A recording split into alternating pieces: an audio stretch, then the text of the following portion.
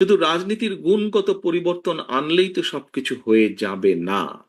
সবকিছুকে হয়ে যাবে না। তারপরেও আসল কতগুলো বিষয় বাকি থাকে। কি সেই বিষয়? প্রথমেই যদি বলতে হয়, এখানে উপস্থিত প্রতিটি মানুষ যেই কষ্টটি করেন, যেমন এই যে দ্রব্যমূল্যের লাগামহীন গতি, যেটি প্রত্যেকটা সমাজের কম বেশি প্রত্যেকটি মানুষকে কষ্ট দেয়। এই লাগামহীন গতির লাগাম টেনে ধরতে হবে। এবং এই লাগাম যদি টেনে ধরতে হয়, তাহলে পদক্ষেপ গ্রহণ করতে হবে। এটি গেল একটি। বাংলাদেশে বহু মানুষ আছে, বহু যুবক আছে, বহু নারী আছে যারা বেকার। যারা বেকার, বিভিন্ন কারণে কর্মসংস্থানের ব্যবস্থা তাদের হচ্ছে না। মানুষের কর্মসংস্থানের ব্যবস্থা করতে হবে। শুধু বড় বড় কথা বললে তো হবে না। শুধু উচ্চকক্ষ, সংসদে উচ্চকক্ষ তৈরি করলেই সমস্যার সমাধান হবে না। আলোচনা হবে, উপায় বের হবে, কিন্তু সেই উপায়কে বাস্তবায়ন করতে হবে। শুধু একজন ব্যক্তি দুইবারের বেশি প্রধানমন্ত্রী হবে না, এই কথা তো বললে হবে না। হলো না প্রধানমন্ত্রী, তাতে পাবলিকের কি যায় আসে? পাবলিককে, মানুষের জন্য কর্মসংস্থানের ব্যবস্থা করতে হবে, আয় রুজির ব্যবস্থা করতে হবে। মানুষের দ্রব্যমূল্যের লাগাম, যে ঊর্ধ্বহীন লাগাম দ্রব্যমূল্যের, এটির গতি টেনে ধরতে হবে।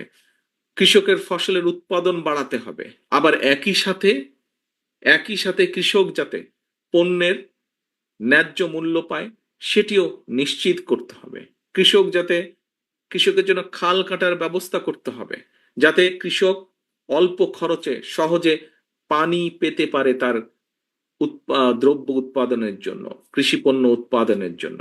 কারণ কৃষক যদি ক্ষতিগ্রস্ত হয়, প্রত্যক্ষভাবে পরোক্ষভাবে আমি আপনি আমরা সকলে ক্ষতিগ্রস্ত হব। ঠিক একইভাবে বাংলাদেশের ভবিষ্যৎ প্রজন্ম, শিশু যারা আছে, তাদের জন্য শিক্ষার ব্যবস্থাকে সহজ করতে হবে। শুধু শিক্ষার ব্যবস্থাকে সহজ করলেই হলো না, তাদেরকে যারা শিক্ষিত করবেন, যেই সব শিক্ষক, সেই শিক্ষকদেরকে আবার একটা কমফোর্ট দিতে হবে। কি সেটি?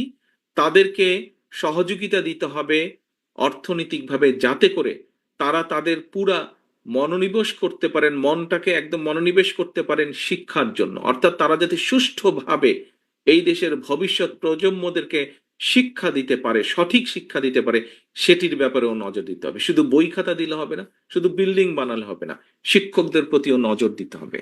একইভাবে নজর দিতে হবে মানুষের স্বাস্থ্যের জন্য। একটি কথা আমরা প্রায় শুনি, বাংলাদেশের সাধারণ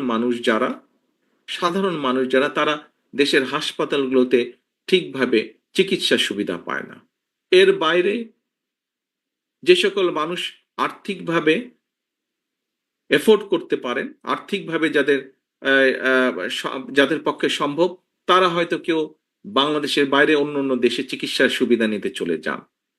কাজেই আমরা যদি এই মানুষগুলোকে দেশের ভিতরে রেখে, দেশের ভিতরে যদি তাদেরকে চিকিৎসা সেবা দিতে চাই, তাহলে চিকিৎসার ব্যবস্থার উন্নয়ন ঘটাতে হবে, ওষুধের দাম কমাতে হবে, ওষুধের দাম কমানোর পদক্ষেপ নিতে হবে।